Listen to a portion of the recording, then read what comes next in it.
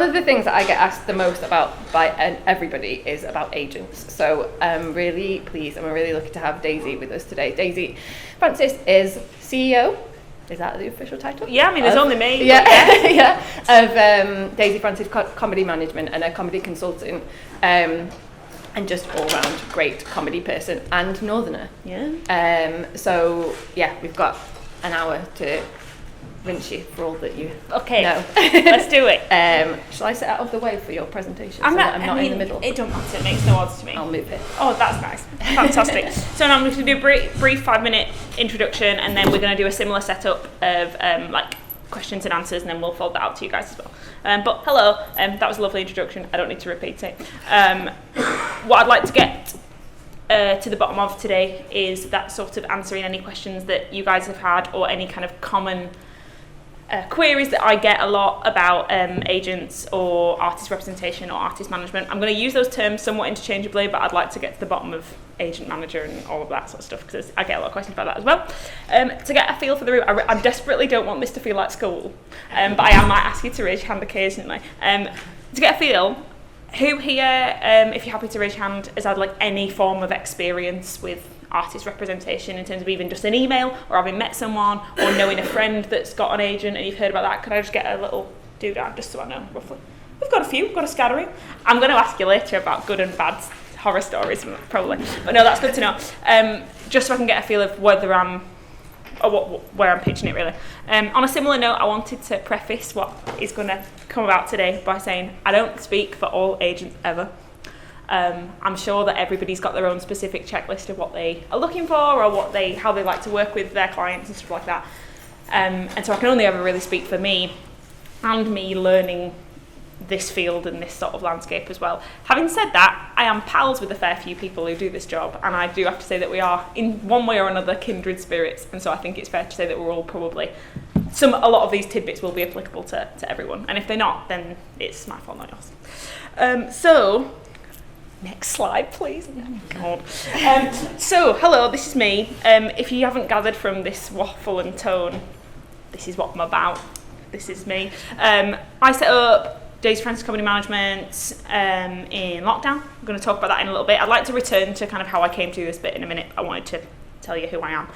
It is a one-woman operation, so I put founder/CEO. I like founder because I think I've made something that's quite special and cool. CEO because it sounds snazzy, but also it's stupid and it's pointless because there is only me. I don't have an assistant, I don't have anyone else, so it is just, so when you send an email, I get so many people saying, "You're so good to reply." I was like, if I don't reply, there's no assistant to reply, it is me. So if you hear from me, it's me. So there we go. Sorry, next slide, please. Thank you. Do you want me to? Just give me a Okay. Fab. So this is what I'd like to achieve today. Bit of an objective. This is the bit that feels a bit school. Look at artist management, what it can look like, how you could like be armed with some tools of finding what the best fit for you is, and how I would like you to come away feeling a bit more empowered about this decision rather than thinking that they have to choose you. I think there is a mutual thing, just like you were saying with sort of conversations that you've had. They should be sussing you out as much as you're sussing them out as well. So it's the same goes here. And yeah, answer all of your questions as well. Thank you, Emily. Next. Then this is basically what mine and Hannah's conversation is going to cover. So all these questions, I like to kind of group them with why, how, and what. So if any of that on those really funky Canva post-its, it's a good presentation, isn't it? But if any of this looks good, then we're going to get to that in a minute. Next again. Right. Can I get a raise of hands? Who knows who the one on this side is? Estelle. Who knows who the one on this side is? Les. Okay, interesting. I'll get to it. So these are probably my only understandings of what an agent was for a long time in popular culture. So Estelle is from Friends. I don't have, but would love, like a straw dispenser of fags, which is what she has. I don't smoke, but I would really like one in my office. And Joey in Friends is kind of intimidated by Estelle, a bit frightened by Estelle, but also she's kind of lovable and quirky. I think she's great. And then Susie Meyerson and associates. Again, this is where the CEO bit comes in. She says she's got associates, but she's the only one who associates. So she is from Marvelous Mrs. Maisel. Has anyone seen that show? Yeah. I would encourage you to watch it, even though some of the written stand-up I don't think was written by a stand-up, but we'll get to that. So she's great as well, and this is my understanding. I do have, if you have seen it, you will know that there is a scene when she has to impersonate a caretaker and she has a plunger. And for Christmas, I got bought a plunger, which is now in a glass box on my office. So for those that's relevant to, I just thought I'd mention that. So this is all I knew. And on that note, we'll go to the next one, which is this slide again, but basically me giving a brief overview of me thinking that this was a good job. Those are my only points of reference as to what it actually meant to be an agent. So how did I get into it? So these influences, plus I'm a comedy fanatic, so but not just watching performances or reading stuff or reading funny books or any of that, but also I'm a sucker for a comedy documentary. Any other like talking head documentary fans in? Yeah, they're good, aren't they? And they always someone will have died. I mean, Barry Cryer's in them all, but then obviously no one was then alive to do his, so that was a bit depressing. But Barry Cryer will always be a talking head. There'd always be someone's agent. So if it was like Spike Milligan's documentary, for example, then I think Spike's agent was on there talking. So I was always aware that there were these people behind the scenes, and I've always been intrinsically interested in if you see someone performing, or if you read a piece that's brilliant, then there's been, as we've seen from the previous talk as well, so many people that had to be involved in order for that piece of work to even exist. And so I was interested in that, as well as like the people, the creative people involved as well.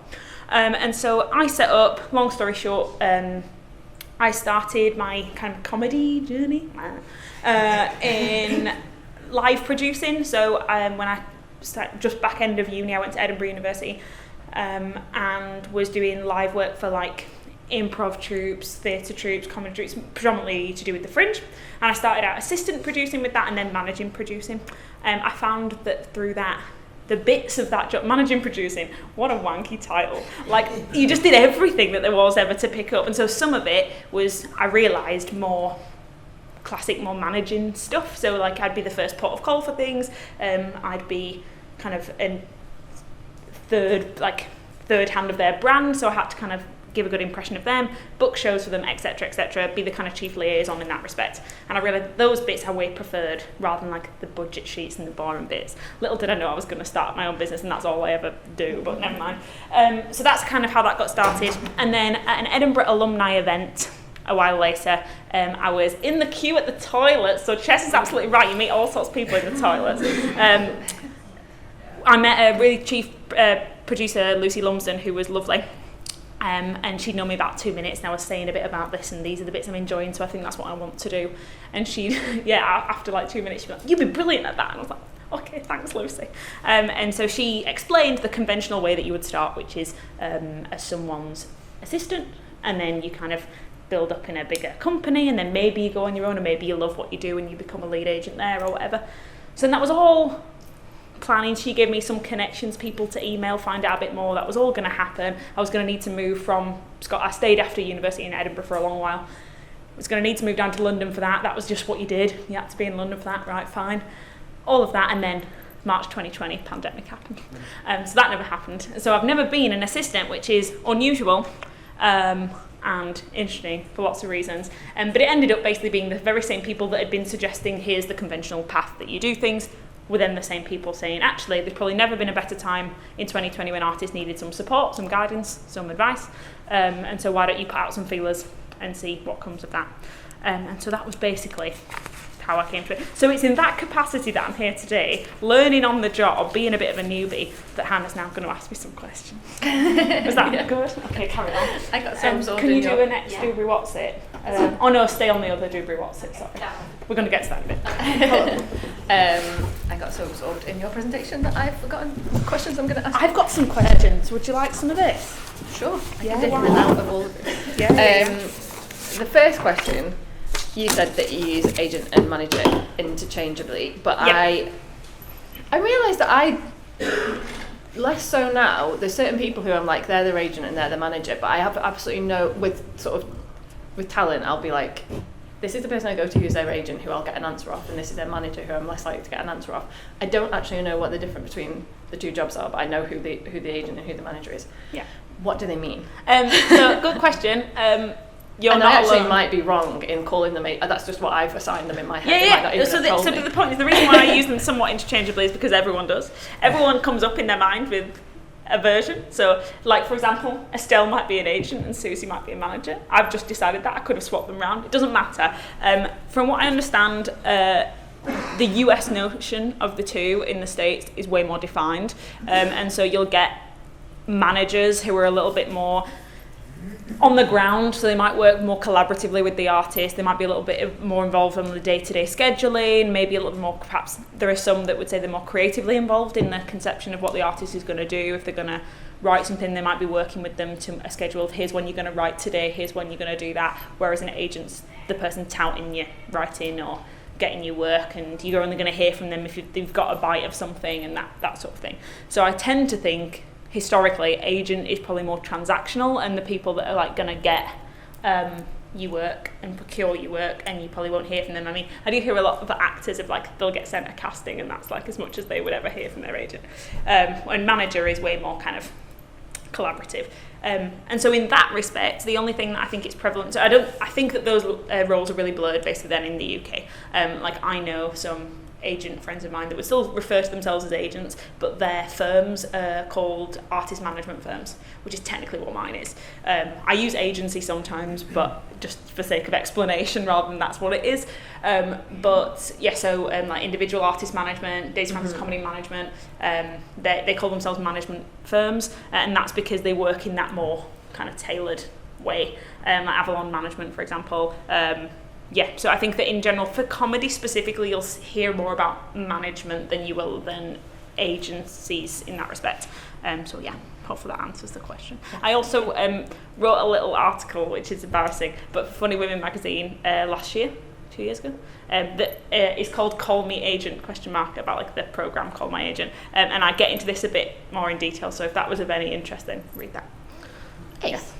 And thinking from, I guess, in terms of how just broadly, what can an agent / manager do for you as a writer?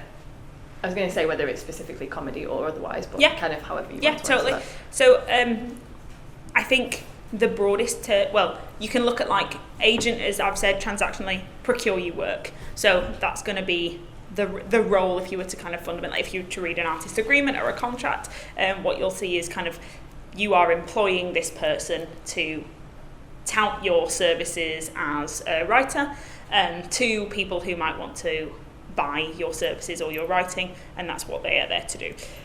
How I work is that it's a bit more holistic than that. So you're also raising awareness. So you're raising awareness that person exists. You're inserting this creative person in a comedy landscape. So you're putting them in the context of what already exists and what's out there. Maybe linking the similarities of like other writers that you've seen. Oh, I'd put them in league with these people or in the company of these people. Or this is why this person stands out because we're not seeing any writing that's like this, that's like this, that's like this.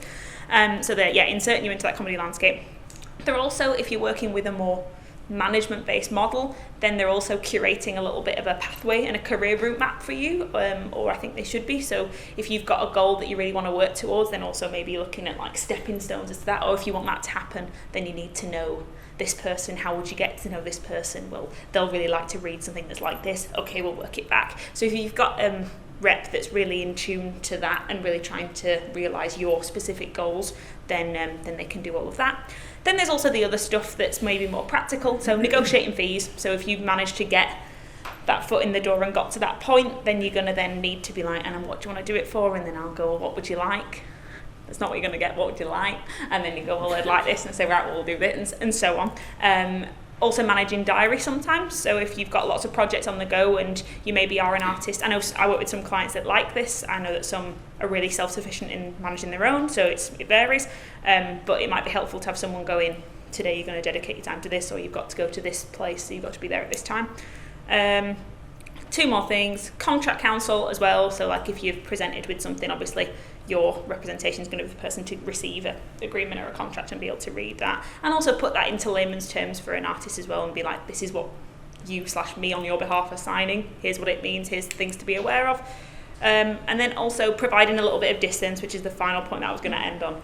Sometimes artists that I've worked with predominantly don't like having to do the networky thing or like sell themselves and like big themselves up in a big way. So having that person to kind of advocate on your behalf just creates a little bit of distance. So rather than you having to go, I'm the best writer in the whatever, I can say that about you, and then that sounds more legitimate that way. So yeah. Great. And at what point do you think, or kind of both things, at what point do you think people should be starting to look for an agent, and are there times when you think actually sit back and don't look for one just yet? So yeah. Yeah, I think we were talking about that a little bit as well, and I think it's really easy for artists to get swept up in the need for one. Or as if it's a checkbox to have ticked to then validate you as a creative person or as a jobbing writer, or I think people that are in work. Especially with performers as well that I speak, they're doing gigs because they want the agent to come and watch them, and that's like dictating I find their that, work. Imagine being me in those scenarios, being invited to those gigs, knowing that that's what this gig is about. I mean, it does create a bit of an air of stress, but yes, so all I was going to say, and it's going to seem like a bit of a floppy answer, but if already this session is provoking some questions for you, which I hope it's engaging and interesting, but it's making you think, what is it that I want, and what are the goals that I need an agent to achieve versus I'd just like one, but like are there things that you are a little bit blocked and can't achieve, or sometimes if there is for example, an unsolicited scripts issue and you can't get your thing seen by the person that makes the thing that you really need to, all of that sort of stuff, then those are all really good reasons for you to start to think, I now know that this is like time that representation would be handy, and then hopefully you can then go and interview some people and go, well, this is what I'm looking for. I think my little red flag that I sometimes see is none of those questions need to be definitively answered, but if some of this isn't really things that you're thinking about yet or haven't really got tangible answers to yet, and it still feels quite floaty, which is absolutely a fine place creatively to be, but I would like something more concrete. And I think that your relationship with a collaborative manager person will be way more productive if you're beginning to think about these things in this way. So I think try and get to a point where you can put names and labels to things that you want or that you're looking for or things that you can't get on your own. And once you've got a bit of that, it's going to feel like a more productive relationship. Like, I don't like to sign with anyone or put anyone on a roster if we haven't got a game plan yet. So if we've signed a piece of paper, then I would like the next day to know, if I have time for them today, I'm going to email them this person, I'm going to ring this person, I want to start work immediately. I don't think there's much and I do know that does happen, of a rush job of getting someone on a roster to sit there for a bit until you've thought up where to go next, and I don't know whether that's helpful to anyone really. Yeah, I was told by an agent that you'll get an agent at the point that you need one, like at the point where there's I had a meeting yesterday where someone said this. I think it's a drama school thing as well that they're told about. That was the context that I heard it yesterday, is you'll get an agent when you need an agent. I can't remember how it was phrased, but yeah. I think there's some truth to that. Like, it'll be right when it's right and you will know it then. I think there's something to suggest the earlier on in the, I think more performer maybe, the earlier on in the, if you're trying to make maybe you're trying to curate a brand or an image that you really want some kind of like real guidance with from the offset, and for it to go like that, and there's maybe some benefit to starting that relationship quite early on. But I generally just think, don't pigeonhole yourself, just like you wouldn't creatively cut your nose off to spite your face. Don't do that with people who you're going to collaborate with. Wait until you've got a point of, I'm really excited about this idea, I'd like someone else to be equally excited about this idea. Great news. So when you're at the point where you're excited about the idea, how do you go about finding the agents and management companies and targeting the right people? So the first, one of my little exercises that I've done in my the consultancy side is assess. I talked a bit about it before, but assess the comedy landscape and assess where your work fits into what already exists. So I think this is a really important exercise to happen on the artist's behalf. Is artist representation should, I think, really just be an accessory to support and hold up whatever it is that you want to achieve. Sometimes there are periods of time where it seems like a lot is put on you, management, and then you're kind of in a period of quiet, and it can sometimes feel a bit ebb and flowy, but in general it should just be an accessory. And so I think that, assess how you'll fit in. So if, for example, I was in passing, I go to a lot of these sort of events and I might meet someone and they say, we're looking for this, and I can go, I've got that. So I would need to know sort of, what am I describing? What words am I armed to speak about your work? What does it what can it be likened to, and also how is it different, maybe assessing are the gaps in what's being made at the moment, and be like, tell you what, there isn't this that my client's working on, you need to know about this. And so I think assess what it is that you're bringing to the table that's unique, and then what you can then do from that point is then suss out what agents exist that work with other people that you think, oh, if you work with that person or you work with that company or whatever, that means that you're going to get what this is. So I think once you've self-identified what you bring, you can then start to see yourself on rosters. I think it's a really fun exercise, like go on people's websites. I mean, I was going to say agents in general, because our jobs is to be contactable. You won't believe it sometimes, but that is what we're meant to be. Is that so you can quite easily go on websites and get someone's email address, and you can look at things. So they are there to be found. All I would say is those websites are really handy as well as an exercise of going, oh, well, who did this person work with? I'll do it with all those sort of people. Can I see myself with that? I wonder why they work with just that sort of person. Some rosters, I think there are two models really. There's one that are like, I know some agents really like to work with a house of artists that are all by no means similar in terms of their art, but of a type, and which is handy if you imagine that, because if somebody wants an artist, they know exactly where to go. Oh, well, I need that sort of person, I'll go to them. They always have that sort of an artist.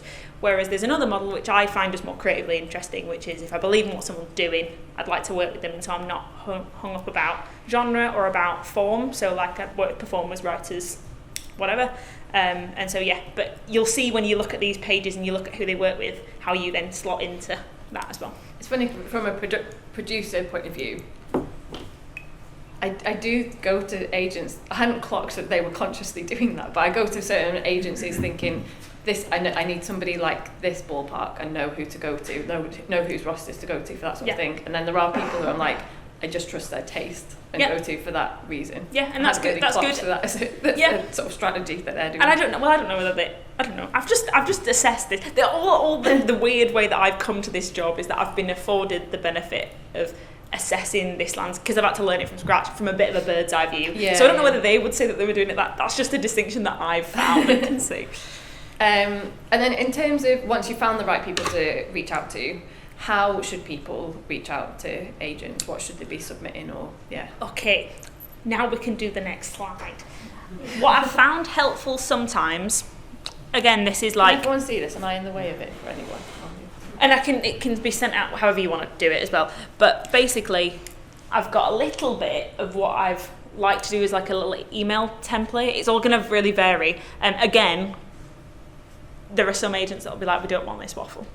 There will be. But it's less, you can make it as succinct as you actually want it. It's more just things to mention, and it's a good tool that I've used with other people when looking at it before. So the first bit, why are you getting in touch? So you're like, this might be of two parts. So you might have, I'm looking for representation because I've just secured X, or I'm working on this and I need some help on this project.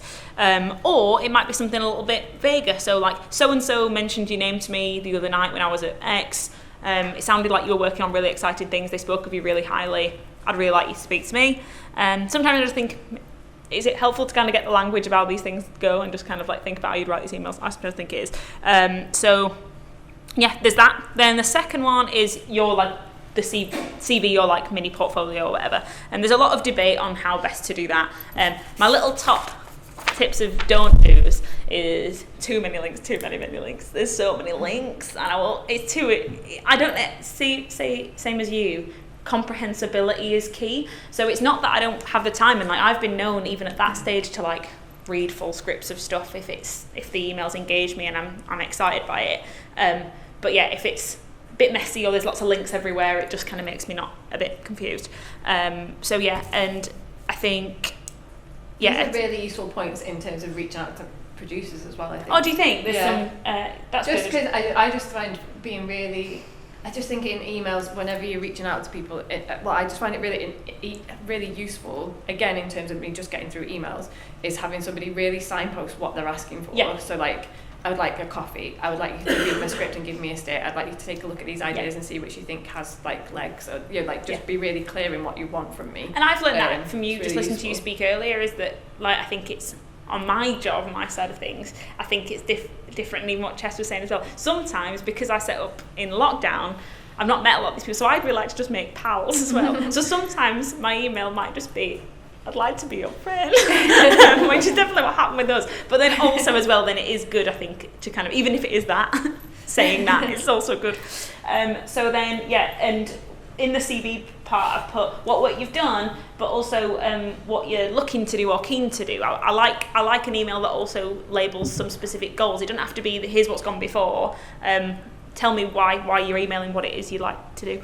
And then, yeah, the third point I think is really special and a little bit of a missed trick for some people when I get emails is whoever you're emailing, if you are able to sort of personalize it to the agent or the agency or the management firm, if you're able to say, like, I've seen that you're working on this, or that really looks exciting, or like on my website I have a few like values and ethos, so if you're like, oh, that sounds really cool, that really aligns with how I work, how I think, I always appreciate it when I feel like someone's done a bit of research into my business, and that just always feels a bit of nice validation, so I always recommend it.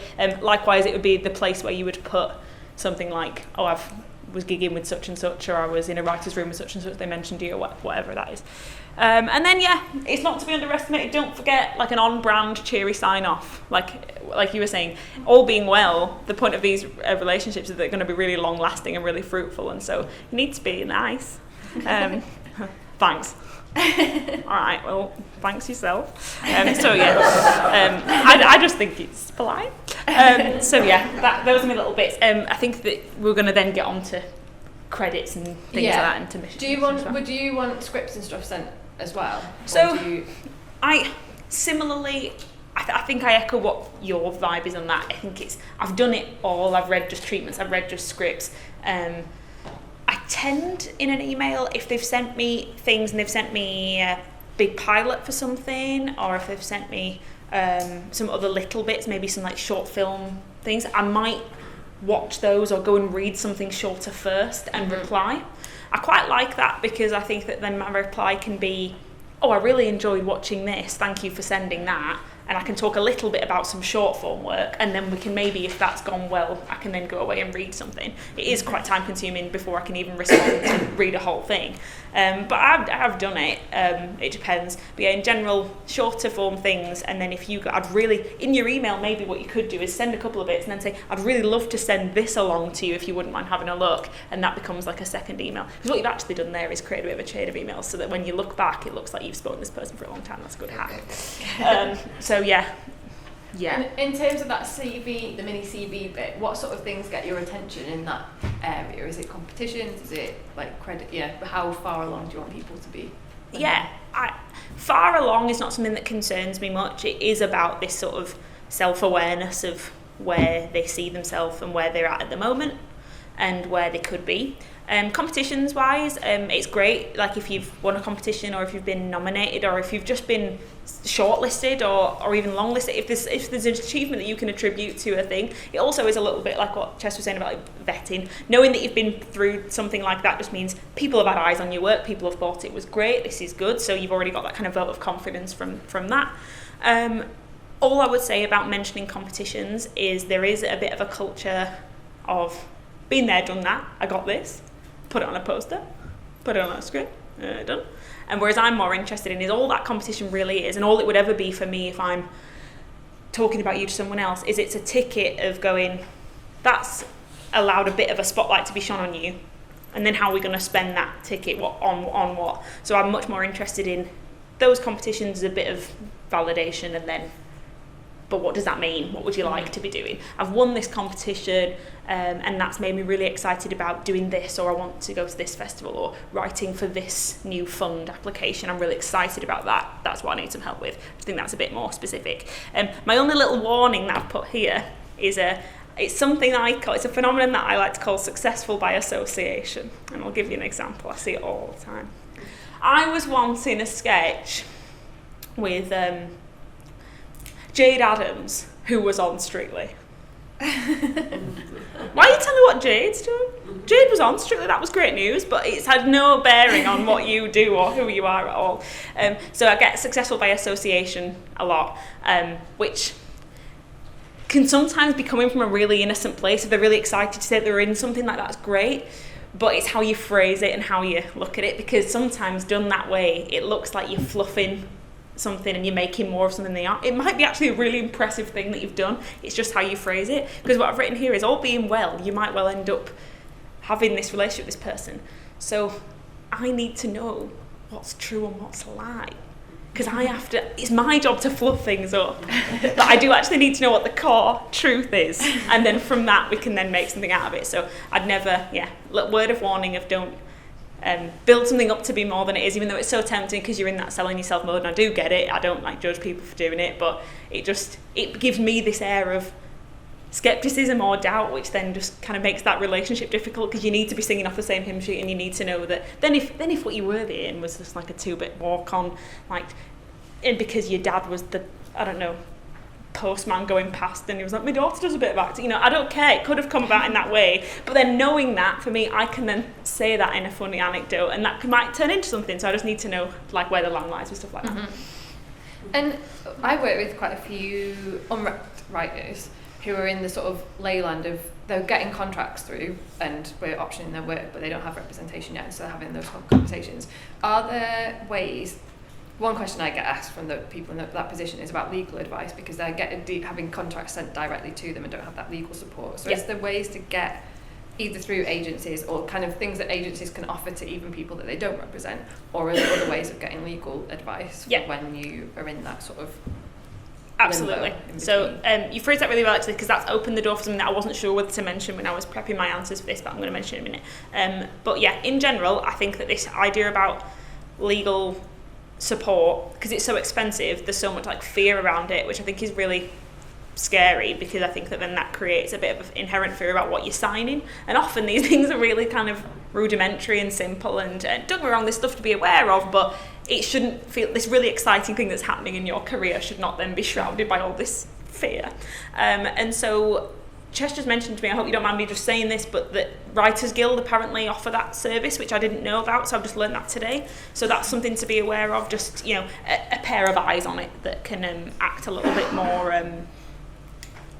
independently and just look at things. So that I'd learn about that. I think Equity offer something similar. They've got a lot of in-house legal advice. Sometimes you can even ask them about, when I've had to email them before, it's been about PRS, PPL and PRS. They want to use this song. Can they use this song? Well, how long are they using this song? Boring. Anyway, but they can offer that. And then my little 2 bits, and the way that you phrased it about can agencies offer it. So I have been known to do that. So I've read things for people who I don't represent, because I'm not a legal expert, so I need to make that clear. But I do read a lot of them, and so what I'm able to do from my side of the fence on those sort of things is just highlight areas to be aware of, or this means this, or so that would, to put that in real terms, is often words that I'll use. So if that, and often in legal contracts, the chances of things happening, you'll read about, we could take you to court, and it would cost them so much money to take. No one's getting taken to court. It does happen, but in terms of you can really, when you're reading a contract, it has to be about worst case scenarios, so that they've got security, basically, is why. And so sometimes putting that into perspective is a helpful exercise. And I should caveat all of this by saying I'm a solicitor's daughter, and so so I've kind of always through osmosis over the years, but actually that was genuinely helpful, because I think that had I started maybe as an assistant somewhere else, I wouldn't have got the forensic knowledge of what the artist agreement and a contract is made up of, whereas having him to be when I set up the business. So I draft all my artist agreements from scratch with the artist, which is quite unusual, so they can say what they want it to say and we can agree on that, rather than serving them with a finished document. But that ability has only come about because I can tap him up for free legal advice whenever I want. So, yeah. And then we'll move in your pretty post-its, moving on to the what? Yes. Again, thinking with people that I'm working with who are just getting their first agents, with jobs, it's always said that it's easier to find a job once you've got one, rather than when you're sort of in the gap in between them. But what would your advice be around agents, with people who maybe have got their first offer of an agent? Would you suggest they grab that and then tread water there whilst looking for someone else, or is it better to wait around for the right agent and sort of shop around first? Or I don't think it works in the same job way. I don't think you can hop on stay on this shelf for a bit until you look. That's not in the spirit in which I certainly would sign an artist agreement with somebody. It would be because we're both really excited about what we're doing. And so I definitely will make that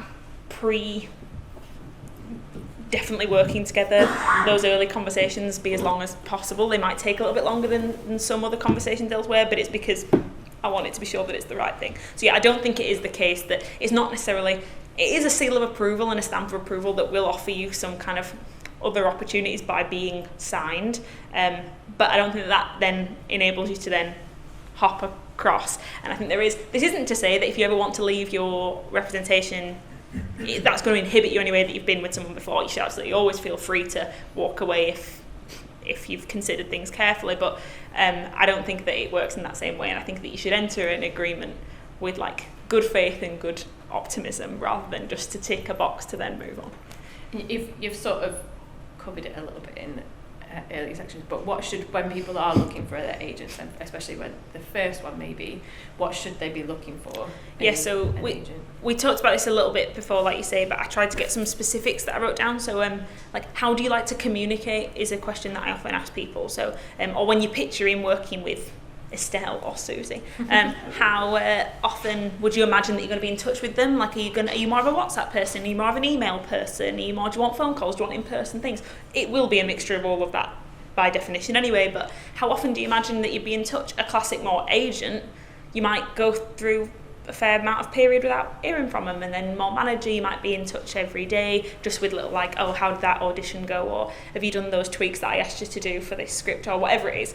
And so have a think. There's no wrong answer to that, by the way, because all us agent managers have our own answers to that. And so what I think that empowers you to do is finding the right fit of the people who like to communicate in a certain way, in the way that you like to be communicated with, and then that's a match made. So think about that. Another one is think about how you like to receive feedback best. I don't know whether you found this as well, but think about how some people really like me to watch something or read something, and I've been known with clients give a pass at it and go, can you ever really look at that? So that's our own creative. I would never do that to someone who didn't expressly say that's what they wanted me to do. But so that can be quite a fun creative relationship that I really enjoy. Equally, you might go, I've got my kind of collective of trusted writers, and I do that process with them or with my mates, my producer pals, or whatever, with development experts, and that's not really the relationship that we have. So have a think about that, have a think about how you want to work, because again,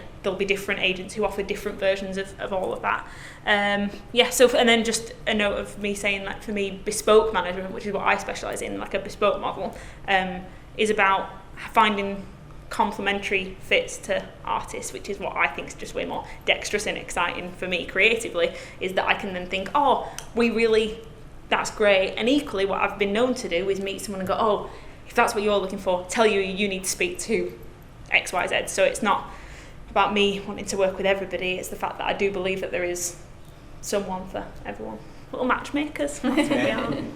And are there any red flags of things that people should I had a bit of fun with this. at? I've got another audience cue. You ready for hands? So we're naming no names. I don't want to do that, although maybe later. But no, for those of you that have had either heard stories about, who's heard a urban legend horror story about management, or agents, or scary people? Okay, so we've all heard. Okay, good. Or Estelle or Susie, for that matter. And who's heard really glowing reports of I work with such and such, they're really great. Yeah, so it's less people. It's interesting. I also think there's a bit of that though of you only hear the bad stuff, right? No one's going and saying nice things. But yeah, so I'm very aware of that, and so I wanted to kind of think about why that happens.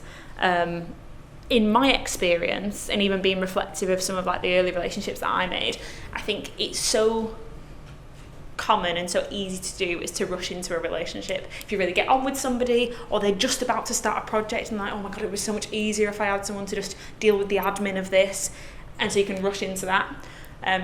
If you feel anyone is rushing you though, posing it as red flags, that's a little bit of a red flag.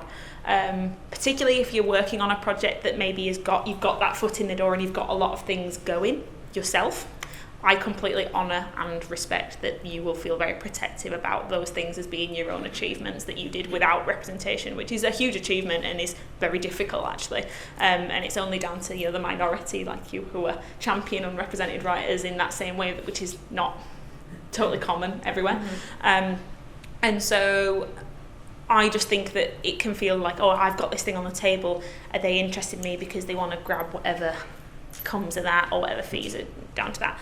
All I would say on that, though, on the other side of the coin, is that it will be helpful having someone working on something that hopefully is going to be your next big thing. You'd want some support on that. You'd want someone covering your blind spots so that you can go and do the creative work while someone else is working really hard. So I don't think it's a bad thing starting to work with someone on the back of a project that you've got in motion already. I actually think that can be some of the most exciting work that I've done, but you've just got to find the right person that you don't feel is rushing you, that respects the work that's gone before. You maybe negotiate an agreement of how you're going to work together on this already existing project, and then maybe have a different agreement for how you might move for future stuff. I've done that before. So yeah, that's one of them. And then also, just my last thing on red flags. A bit like Joey, I'm baffled. When you were saying there are things that still surprise you to learn. How many people are frightened of their agents? Not frightened, no, that's not wrong, but don't want to bother them with a question, or don't want to... that are frightened. Frightened, okay, good. I didn't want to say that. And that's so antithetical to why I'm doing the job. Maybe it lured me in with the likes of these agents of are they all... I have met some that are not dissimilar, but in general I just think that's not... If you don't feel like it's someone that you could have a beer with or have a coffee with, or or even a lot of my job is more kind of mentoring sometimes, or not even that, I have been a shoulder crack, I don't know, but it's just I just find that a way more nice relationship, more natural relationship. So I think if you feel like that isn't someone that you could be working that way with, not good. Yeah, I've had